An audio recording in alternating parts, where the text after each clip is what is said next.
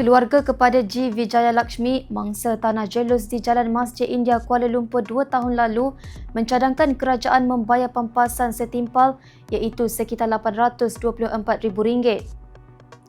Jumlah itu dicadangkan berdasarkan keputusan Mahkamah Session Kuala Lumpur bulan lalu yang memerintahkan Dewan Bandaraya Kuala Lumpur atau DBKL membayar ganti rugi RM824,180 kepada sepasang suami isteri yang anak lelaki mereka maut akibat dihempak pokok tumbang di pembahagi jalan awam 3 tahun lalu. Peguam mewakili keluarga mangsa, M. Parthiban berkata, pihaknya akan mengadakan rundingan dengan DBKL dan Menteri Wilayah Persekutuan Hannah Yeoh berhubung amaun pampasan kepada waris.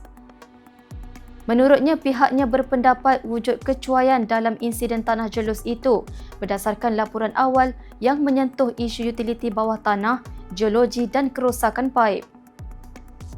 Waris mangsa juga menanggung kos tinggi kerana perlu berulang-alik dari India ke Malaysia hampir 2 tahun bagi tujuan mendapatkan sijil kematian.